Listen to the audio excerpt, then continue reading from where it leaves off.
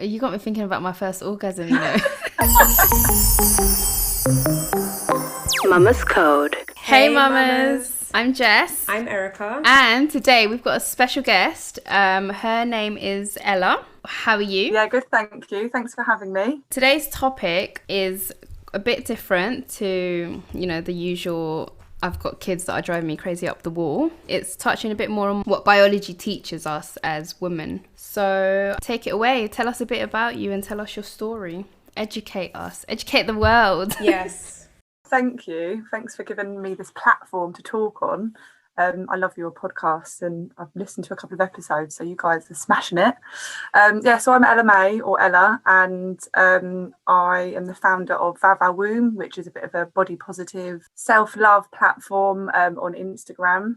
And I guess, a bit about me is I was diagnosed with a condition called MRKH. So when I was 16, I basically didn't start my period, and I actually pretended to, just so I could try and fit in with all my friends.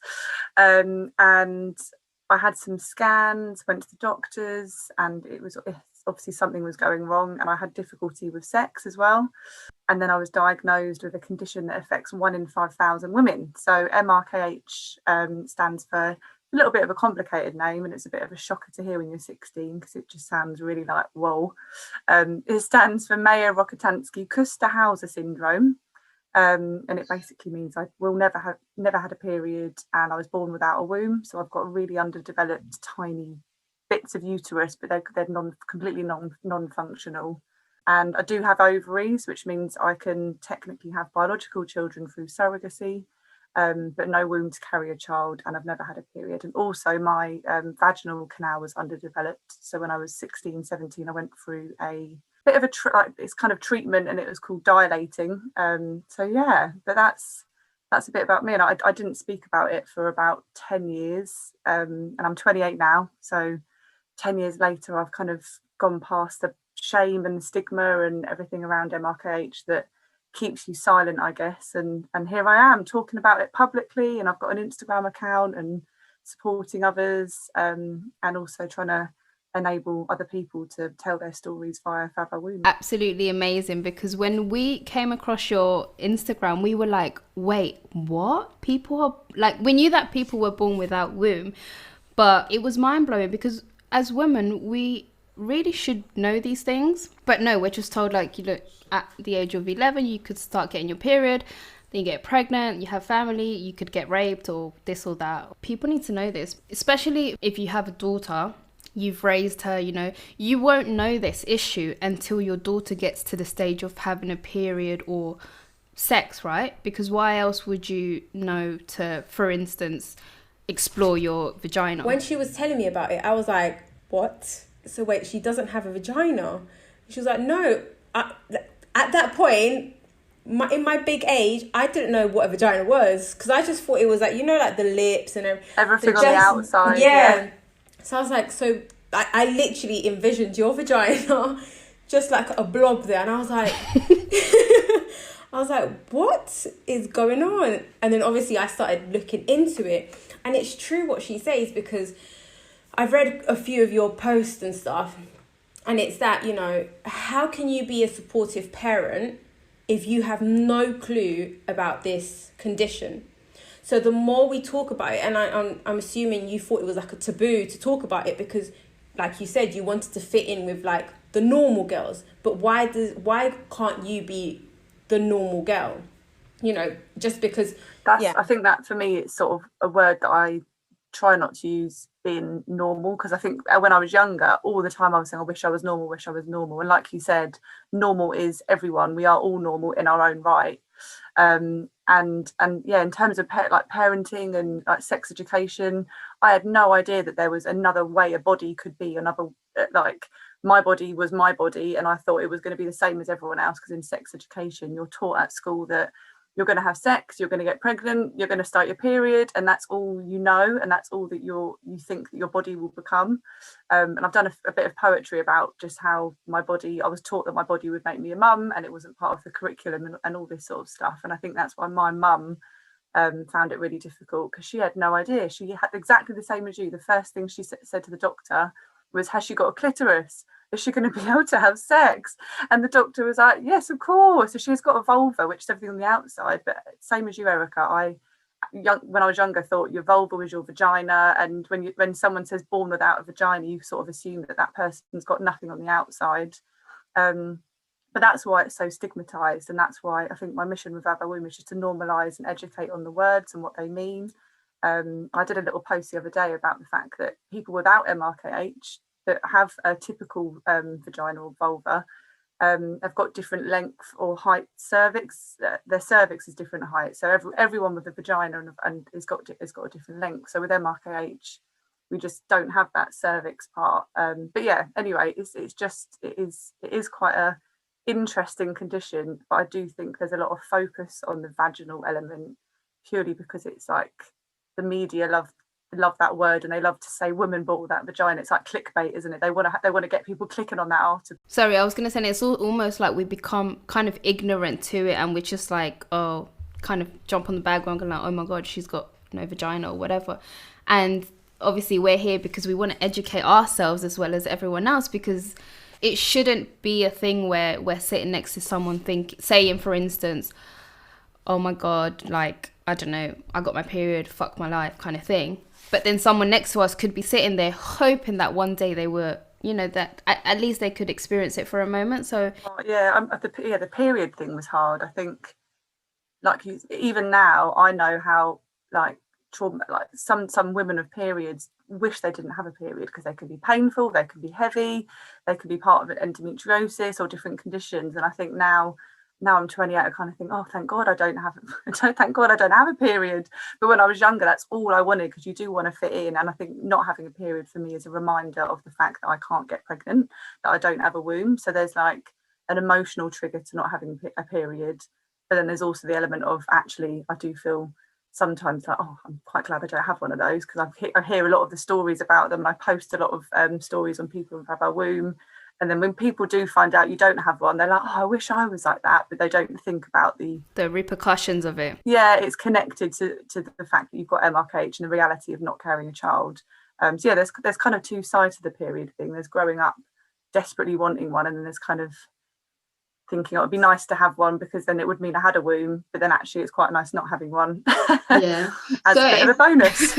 How did it start? How did you know something was wrong, apart from obviously my period didn't come, but touching yourself to experience or kind of like get to know yourself, really? Because when you're back in school and you hear like all these sex stories and you're like, oh my God, did she actually touch her vagina? But then in reality, it's not nothing to be embarrassed. It's a thing that we all need to do, like touch ourselves, because how are we going to know what's down there? Why did you kind of think, I need to go to the doctor, something is wrong? Yeah, there's definitely an element of self-exploration with MRKH, but I think even at 11, 12, because like I said, everything externally was typical of a woman. So I had boobs. I was always known for having quite big boobs. I had pubic hair. I had a vulva, and there was nothing that in my head that was wrong. Not that there's anything wrong as such, but there was nothing that was big sign saying something was wrong. And the only thing that would make you notice as a child, because I guess under 15 you are a child of MRKH, is attempts to have any kind of sex, from foreplay to penetrative sex. And that is something that I did explore when I was 14, 15 with boys when I was younger. And then that's when you kind of think, okay, something's not quite right here. It's definitely nothing can enter as far as I think it's supposed to enter. And then you obviously, like you said, you do self-explore. You kind of go, right, well, let's see what's going on down there. But because you don't know that there could be anything different, that you don't know about the fact that MRKH exists, or that your body could be different, your teachers haven't taught you that there is any other type of a body, that's when you start going, hold on a minute. And then your friends start their periods, like you said, from the ages of, I think someone I know started when they were 9, and it goes up to 11, 15. And I think that someone said the latest that people would usually start is like 17, and I was 16 going, oh God, I haven't started. Hence why I pretended and just said, yeah, I've got a period, just so I could fit in. But yeah, so for me it was just sexual attempts and exploration, and not really understanding why nothing, because everyone with MRKH is different. So some women might be born with a sort of functioning length vaginal canal. They don't really know anything's wrong. It's just fused at the top. Some are born with just a dimple, and I was kind of in between, so I could get in a little bit but couldn't go much further. So yeah, and for me it was just, as soon as you don't start your period, and your mum's worried, going, why has this not come yet? And sex was obviously difficult, and the attempts that I had were quite difficult in terms of pain and blood that wasn't period blood. It was just blood where it had ripped or something had torn in there, and I didn't understand it. So it was quite a traumatic time, I think, mentally for me, because I was really not wanting to talk to anyone about this at school, really not wanting to discuss anything. Like, even I think girls at 15 don't tend to want to speak about much, even their periods you don't really want to talk about. So when you don't have something that everyone else has got, I think it's even more stigmatized.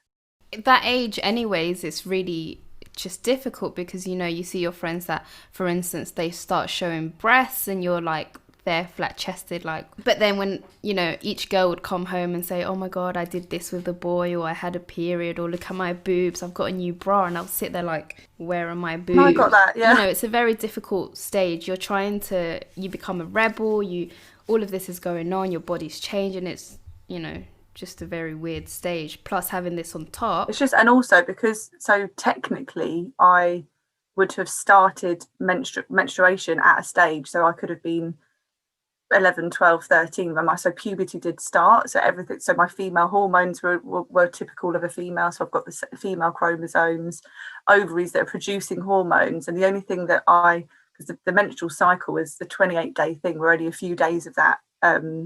You bleed, you guys will probably know more than me. But yeah, so I think for me, I know that at some point I would have started that cycle of hormones, but just not had the blood. So for me, there was also an element of having all these feelings and probably crying more and being really hormonal and being and having really heightened emotions, but not understanding why. Whereas when a girl does start their period, they understand those. They're taught that that's why, and that's what these emotions, and they can relate their period to why they're feeling in a certain way. Whereas I'm kind of up and down all the time, wondering what date it is, and because there's no kind of physical evidence of what my time of the month is. I think I've figured it out now, but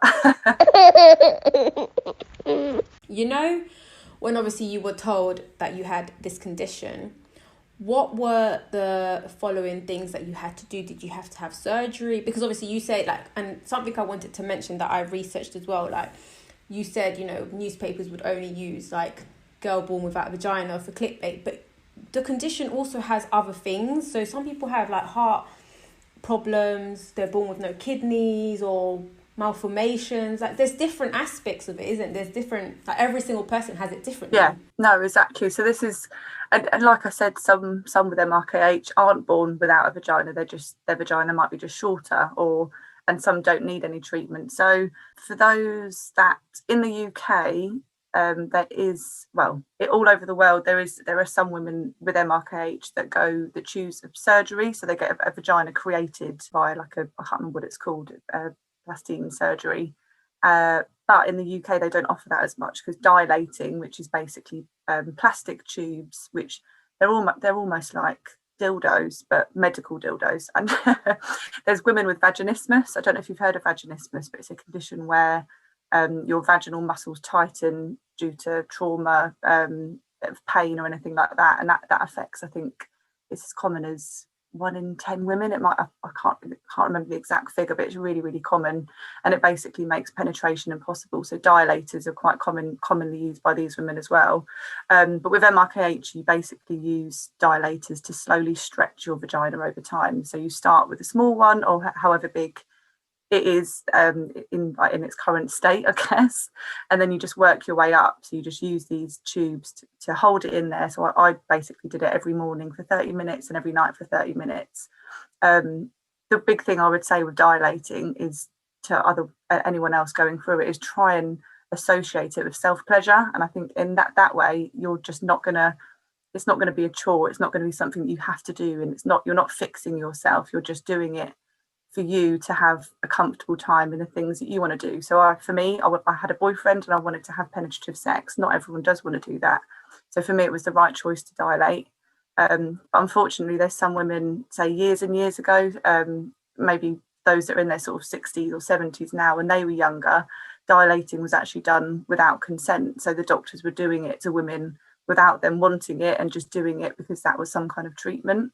So there are some really, really horrible, like tragic stories. And I'm luckily enough, I'm in this generation where I was introduced to dilating as a teenager, had therapy around it via Queen Charlotte's Hospital. And it is, the treatment of dilating is getting better because it needs to be a choice, and it can't be your mum's choice, your dad's choice, your boyfriend's choice. You need to be doing it for you. So that's my biggest message. But yeah, and then in terms of the other types of MRKH, the type 1 is the type that I am. So you're basically born without a womb, and there's no other, nothing else linked to it. But there's other MRKH type 2. It could be hearing problems, skeletal problems, heart conditions, and there's lots of different women that have a complete mix of lots of things that come with MRKH. So yeah, it can be really, really complex.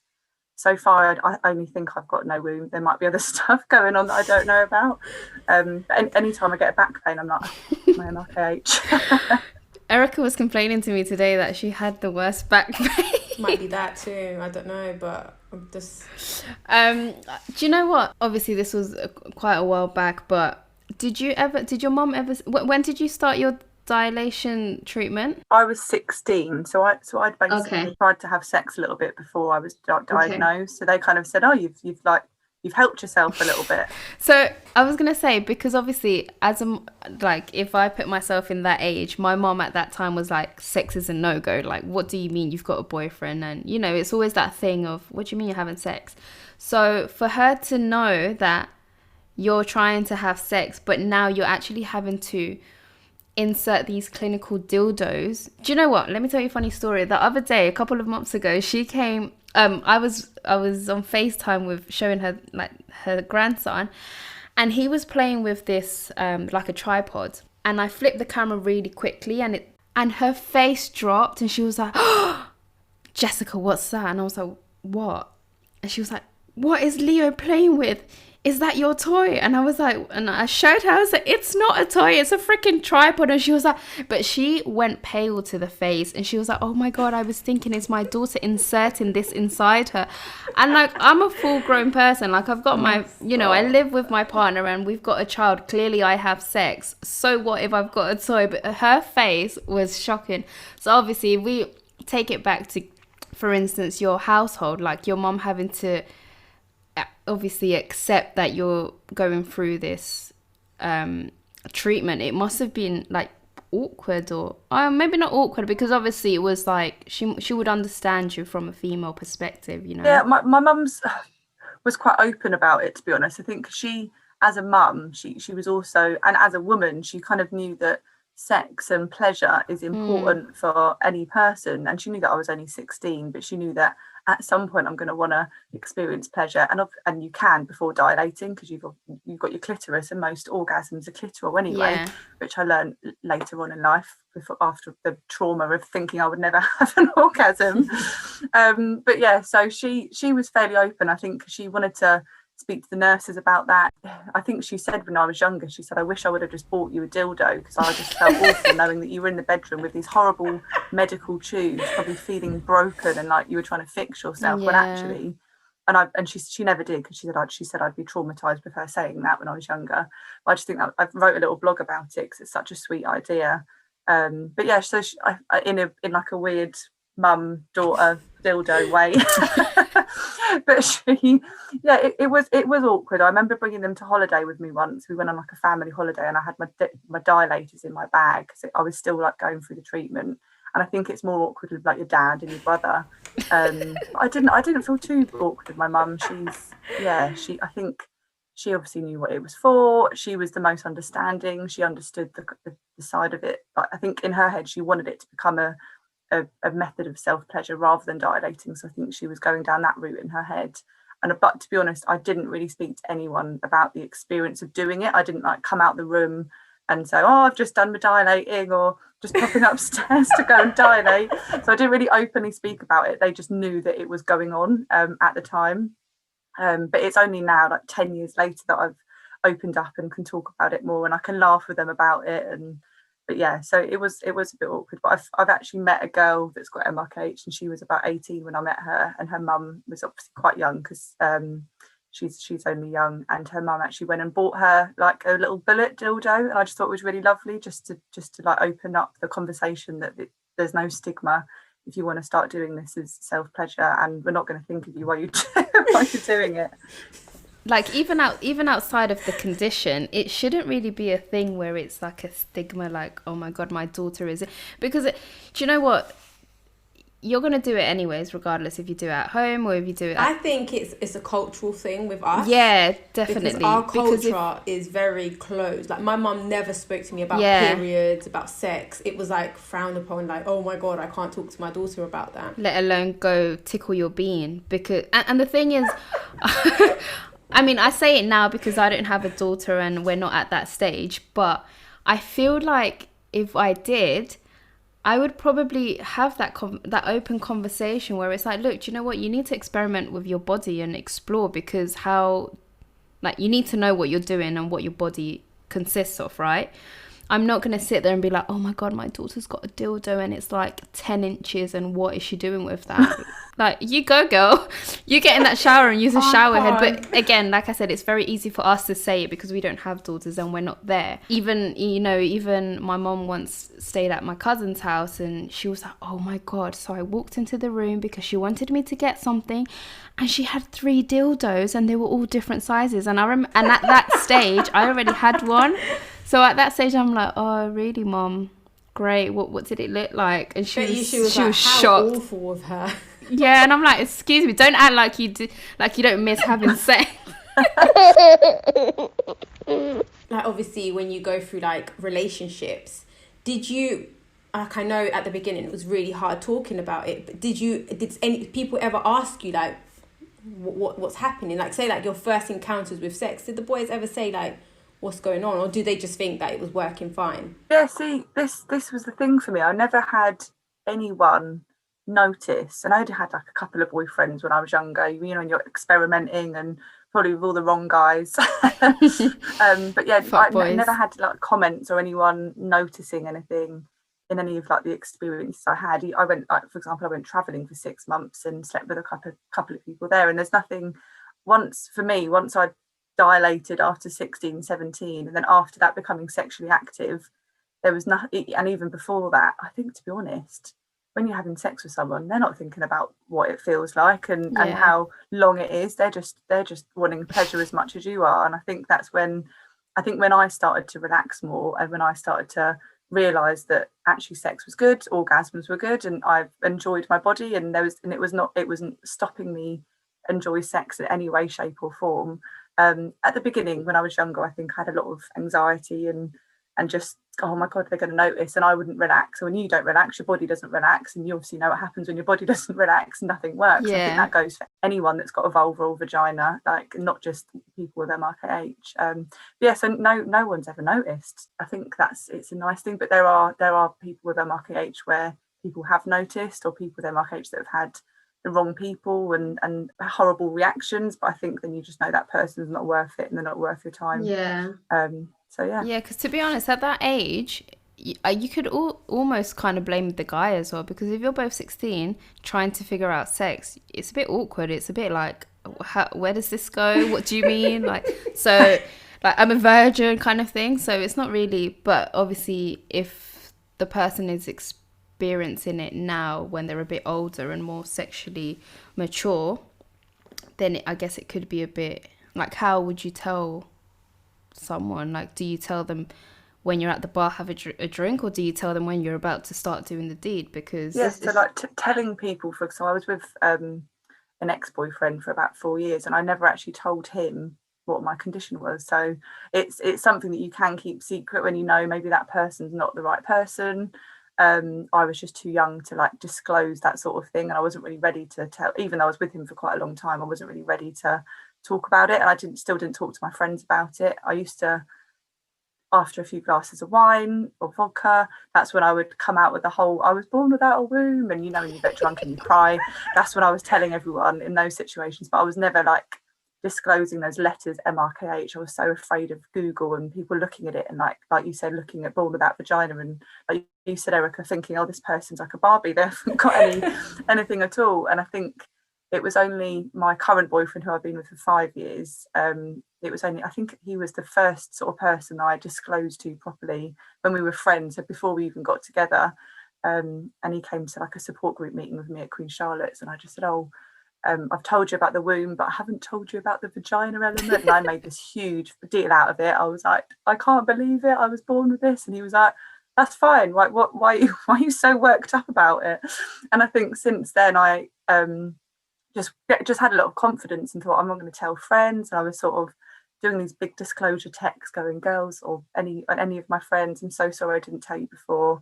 I know I've pretended that I've had periods, and just started sending the name of MRKH. Like and coming out the closet. Yeah, it did feel like coming out. It genuinely felt like coming out, because that was, and then once I'd done that, that's what gave me the further boost to sort of come out online and speak online about it, and yeah, the rest is history. It's absolutely amazing, because like we established at the beginning, had we not come across you, we probably till this day not know what those words mean, and that there are actually loads and loads and loads and loads of women suffering with this. And it's, again, if we were to have a daughter and they happen to have this condition, how would we be able to support someone if we're not educated on the subject? So I think it's extremely important what you're doing. Oh, thank you. I'm glad. Yeah, I'm so glad you found me. It's nice when people have got no idea, because like I said, my mum didn't have any idea this existed. Yeah. I didn't have any idea it existed until I had it. And I think now there's so many voices, like there's 18-year-olds on Instagram with MRKH that have come out of the sort of woodwork and come out of the shame and secrecy and just started talking about it. And I think that generation by generation, there's this like domino effect of pride, where someone told their story before me, and I saw them and thought, I want to be like that, I want to tell my story. You feel empowered about it. Yeah. And the more, and there is elements that are a bit embarrassing. There's stuff that I do over disclose, but I think I've got to that point now where I've told my story, that I've got no shame in anything I talk about now, so I really can go all in. But some people don't. They just want to talk about maybe the fertility element, or the side about being childless, or how they're going to have children one day. And I think each person's different in what they talk about. I've just chosen in my life to disclose more, because I think the more I disclose, the more I can help others and actually really break the stigma. And it's fine to talk about it.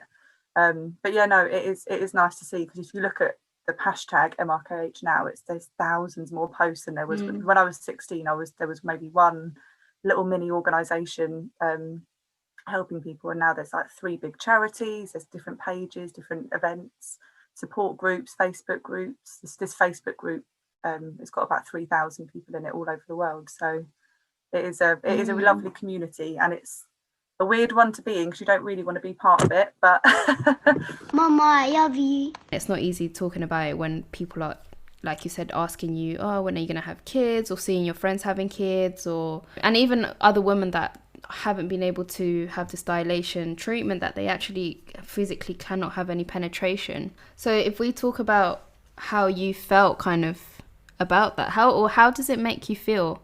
Maybe you don't like kids because they're annoying, and honestly, toddlers are savages. Sometimes we're like, where do we give them away? But again, that's that part that we take for granted. There's women that actually want to have a savage toddler at home. Yeah, for me, I've come from not a big family, but I've got siblings, cousins, always had like big family meals and stuff. So I think there is something within your lifestyle or society or families or cultures that you're kind of ingrained that you want kids. So for me, from the age of like 10, I've always wanted to have kids one day, just because I had brothers and sisters and cousins, and you want to like recreate that family thing in the future. And then when I was 16, and you find out you're almost still a child, and you find out that you can't carry a child, I think it made me want them even more. So then at that point I was like, I wish I had a kid now. And then from 16 I was sort of desperate to be a mum, even though I probably wasn't ready to be a mum, and I'm not even ready now yet. I'm 28. So, well, I might be. But yeah, so it was hard, and I think there's obviously mums at 16, there's people that have kids young, but for me, I wasn't ready at that point. But I was constantly thinking about being pregnant and having a baby, just because I knew that I couldn't. And I think it almost took over a lot of my teenage life, just worrying about the future and worrying about having kids, when actually I should have just been embracing being a teenager and enjoying life. To a certain extent, I'm quite happy that I didn't get pregnant as a teenager, because I did get to enjoy my teenage years. But it's just one of those things, isn't it, where you're kind of, it's taken away from you so young, so you end up thinking about it for a lot longer than you naturally would. But yeah, so now I do want to have kids. I really do. So wonder, and I think I've gone past that. Is that question in my head, is it just society that's ingrained this idea that I need kids? But actually I know that deep down in my heart I definitely want them.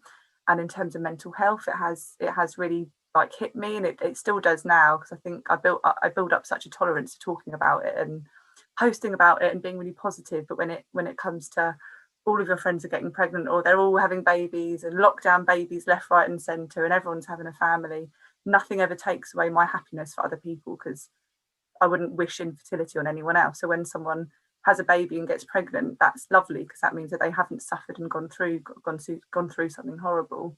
But I've had friends that have had miscarriages. There's lots of stories on my page which are actually my close friends. So friends with miscarriages, ectopic pregnancies, suffer with endometriosis, or have got polycystic ovaries. So I've learned so much about infertility in general, that when someone does have a baby and it's natural, it's actually a beautiful thing. And actually, when I have a surrogate, I'm going to need someone. I'm going to need an oven for my bun. So yeah, because I have got ovaries, and I feel lucky to a certain extent that I could have a biological child. I've had lots of like blood tests to test different levels of fertility and things. So hopefully my eggs are working away in there. So I hope one day, I'm hoping just to have a way of getting them out and going through IVF and finding a surrogate through charities. But I haven't got to that stage yet, so I'm still kind of apprehensive about where it's going to take me. And I have explored a little bit on adoption as well. So definitely keeping my options open. That's absolutely lovely. And it must take a toll, not just like the pregnancy side of it, but as a young girl, you have kind of like this tick box that you need to fill. And for you, it must have been absolutely draining, to the point that you had to lie to your friends that, oh yeah, I've got my period too, and keeping up with the lies or trying to keep in sync on, oh, when was it my period? So just in case I don't get caught out in the lie. It must have been absolutely draining. It was hard work, because I was like, I'm really rubbish at lying, like really, really in depth. Like I've started and having like these bullshit stories about, and I used to bring like tampons to school, and I used to sit on the toilet and like rip them so that people could hear the noise. And I call it like sitting on the toilet and trying to be there for a valid amount of time for someone that has a period. So I was like, right, I'll sit here for an extra couple of minutes. I was gonna say, Google how long does it take to put a tampon in? Bang the bin lids, like make out that I was putting something in there. Is... It was like, I can laugh about it now. Awesome, yeah. About the lengths I went through to try and fit in. But I just think back then as a teenager, that's all I could do. I was like, I can't like disclose myself as this in my head weirdo without a period. I need to just be the same as everyone else. But I think now what needs to happen for next generations to come is just sex education being more open. I saw a post the other day from a gynecologist saying one of the first questions they ask is, when's your last period? So make sure you know your cycle. And my feedback was, why the first question should be, do you have periods? There's lots of people that don't have periods, not just MRKH, there's other different conditions. And I think it's just getting people into that mindset that not all women have periods, and not all people that have periods are women. There's the other side to it as well. And just trying to bring people in a bit more, because I think each time I go to the doctor, there's a trigger of them asking me that question. I'm going, oh, I don't have those because it should be on my records. Don't have periods, don't have a womb. And you have to re-explain yourself every time. And we don't expect everyone to know every single rare condition under the sun, because you're not going to. But it's just being a little bit more mindful that not everyone's the same, and not everyone's body work in the same way. But it's that what you say, Ella. It's not teaching children that this is the way everyone is built, because that's what we're taught. Just like you said, in sex education, this you penetrate, and this is how it's meant to look, and you're meant to get this at a certain age, and this is going to happen, and a woman is going to eventually have a baby. No, it doesn't always happen.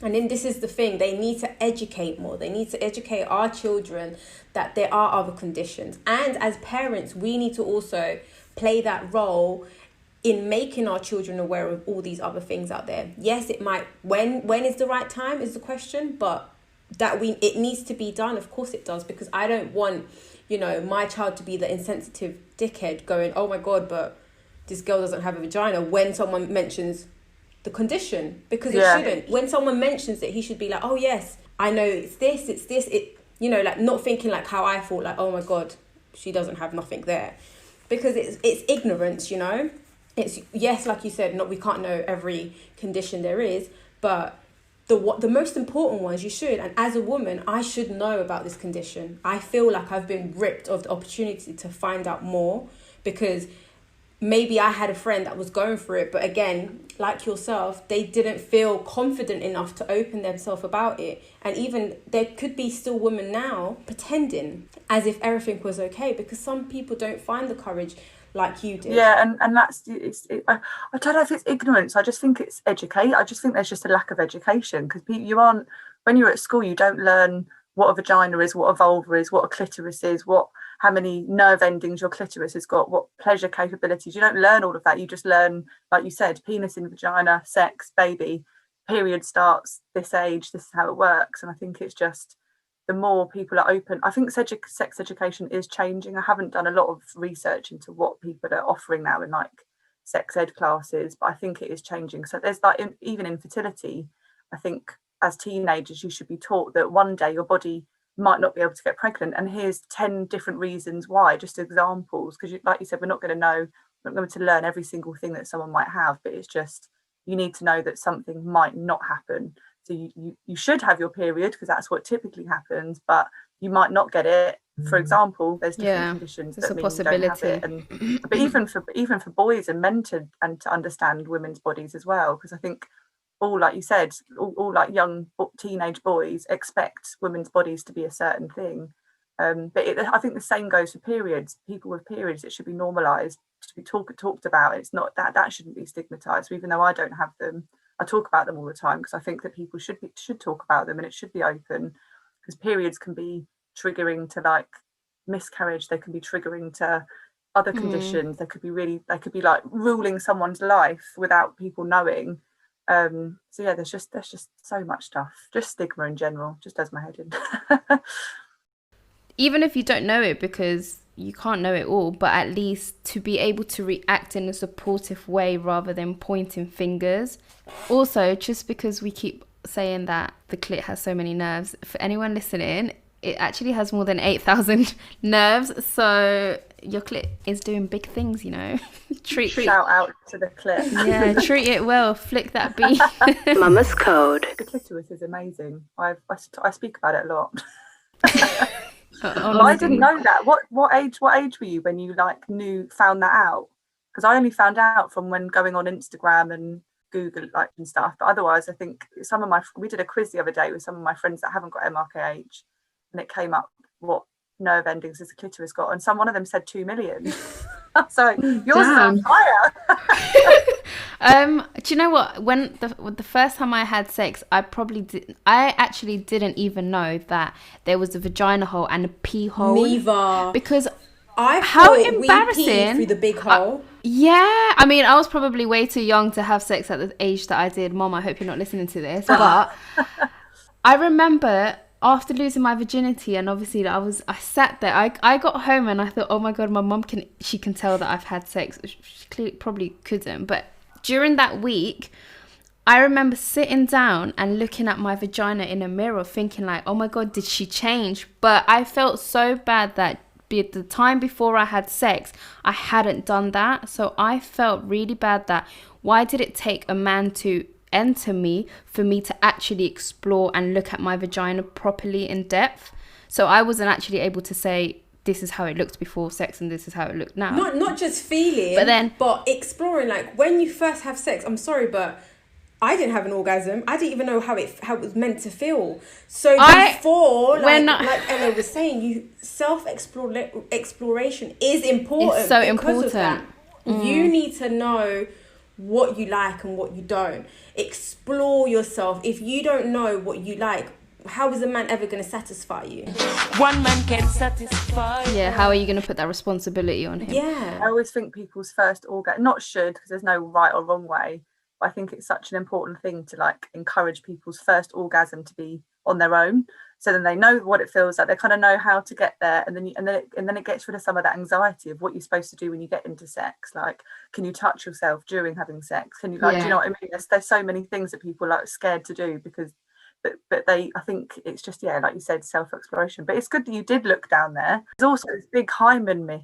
When I was younger, I thought that the hymen like blocked your vagina hole and vaginal entrance, but that's just not true. So the whole like vagina myth is hugely stigmatized. Like, it literally is just a stretchy circle that goes around your vagina, and anything it can stretch and then it just disappears. There's no, like, it doesn't break or come out or like or pop. Yeah, and I think that's the other, as embarrassing as it sounds, I think I must have been like 17 when I found out that I had a pee hole, and it was the tiniest, like a pinhole, and I remember thinking, oh my god, this is amazing. It's weird, isn't it? I think with MRKH, weirdly, it did give me a lot more time to see. Yeah, I guess it gave me like my own reason to self-explore. So I think I probably looked down there and felt down there a lot more than someone else might, just because I was a bit concerned about what was going on.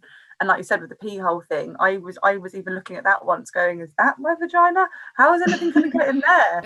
And you kind of go, what is that? And then you really, but I think you're right. Just the more you learn at MRKH or no MRKH or any. Yeah, just as womanhood, really. Yeah. Oh, you got me thinking about my first orgasm, you know.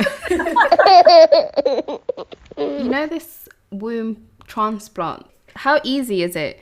Is it just because it's expensive or because there's not enough wombs to go around? So it's basically experimental. So they've done it in, off the top of my head, like America, Sweden, quite a few different countries, but each country's got their own sort of trial and each country's got their own budget. So in the UK, Womb Transplant UK are basically the leading charity, and they've been approved by whoever approves these types of things to do 10 transplants.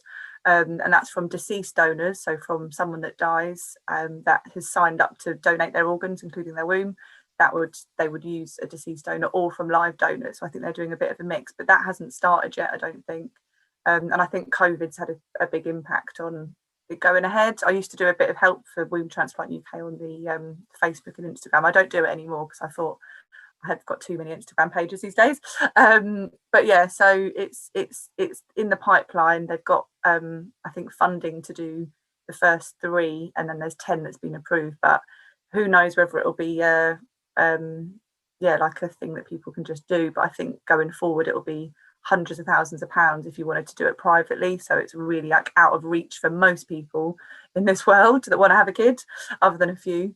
And then there's like the risk element. There's like huge risk of illness and cancer because you've got to take these anti-rejection drugs and all that sort of stuff. But I've done loads of like reading and research on it, and just speaking to the charity as well. But yeah, it's an amazing like pioneering treatment, I think, for the future, like for 16-year-olds to know that in 10 years time that might be something that is happening. I remember my friend actually saying to me 10 years ago, you look, one day there'll be, you watch, one day there'll be womb transplants. And I was like, no, never. And then 10 years later, there's womb transplants and it's happening. And there's like 20 babies born worldwide. So it's exciting, but probably not the path a lot of people will go down just because it's a bit out of reach. Yeah, it sounds promising. Again, we are growing and growing. Science is just every day getting bigger as technology. So, you know, who knows what they're going to create next. But Ella, it's been a pleasure having you. Normally, we like to end our episodes with a golden tip, which is anything you'd like to leave for our listeners. What would my tip be? I feel like I write these every day on my Instagram page. I would say don't be, I think because we've had this topic running through, don't be afraid or ashamed to explore yourself and pleasure yourself. I think that's it. I think the more you get to know yourself, the more pleasurable your life will be. And I just want to finish this off by saying one of your actual posts that I absolutely love is, you are fucking magic and you are an amazing woman. Honestly, it takes a lot to say this and accept it and love your body.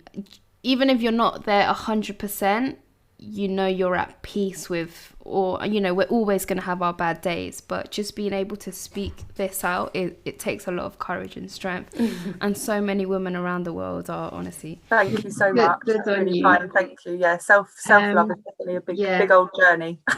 Where can our listeners find more information, and what's your pages? So there's a charity. I don't work with the charity, but work really closely with them, called MRKH Connect. So definitely check them out in terms of the UK and donations towards MRKH support. And then my pages are at @vavawoom_ and at Ella MRKH full of love. I need to change that soon, it's far too long. But yeah, that's what it is for now. But thank you so much. It's been really, really nice chatting to you guys. Thank you so much. Thank you. We've been so excited for this episode. I was drained today, and Jess goes to me, shall we cancel? And I was like, are you crazy? Do you know how long I've been waiting for this episode? We got there in the end. Mum's Code out. Mwah. Mama's Code.